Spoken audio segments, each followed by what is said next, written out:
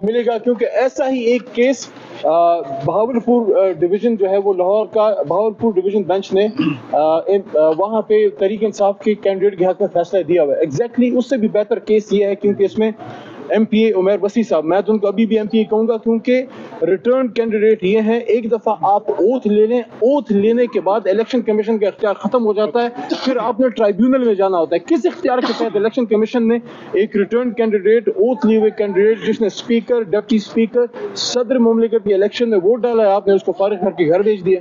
تو بہت زیادتی ہے. لیکن ہمیں امید ہے انشاءاللہ اسلام آباد ہائی کورٹ سے ہمیں تحریک انصاف کو، عمیر وسیع صاحب کو انشاءاللہ انصاف ملے گا.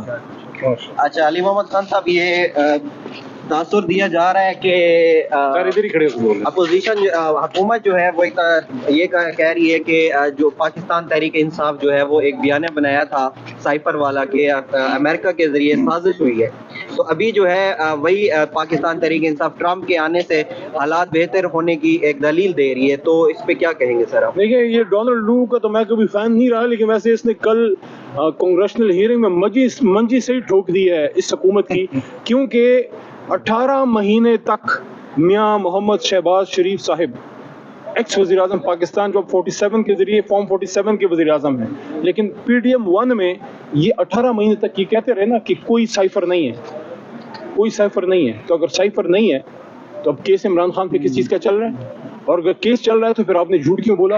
کیا جھوٹ بولنے پہ 62-63 شہباز شریف صاحب پہ اور ان کی حکومت پہ نہیں لگنا چاہیے؟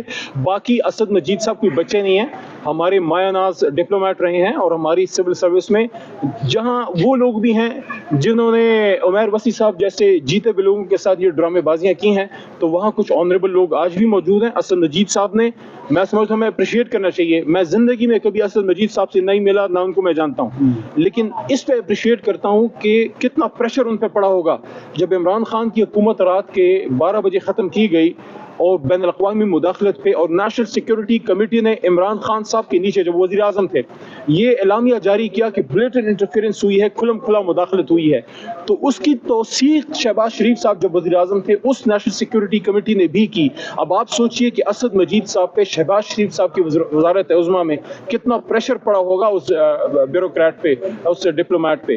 تو اگر انہوں نے یہ بات کی کہ بلیٹنٹ انٹرفیئرنس ہوئی ہے، تو میں پاکستان کی حکومت سے، ارباب اقتدار سے ایک سوال پوچھنے کی جسارت کر سکتا ہوں، آپ نے پھر کس بنیاد پہ ڈیمارچ کیا امریکہ کے سفیر کو بلا کے اگر سائفر موجود نہیں تھا؟ اور اگر سائفر موجود تھا اور آپ نے ڈیمارچ کیا اور بین الاقوامی مداخلت ہوئی، اور ڈونلڈ لو جیسے ایک شخص کو یہ ہمت ہوئی کہ پاکستان جو نیوکلیر اسلامک اسٹیٹ ہے اس کے وزیر اعظم کو تڑی لگائے کہ یا تو آپ اس کو اتاریں، اگر اتاریں گے تو ہم تمہیں معاف کر دیں گے، we'll forgive you، اور اگر نہیں آپ اتاریں گے تو آپ کو سیویئر کنسیکوینسز کا سامنا کرنا پڑے گا.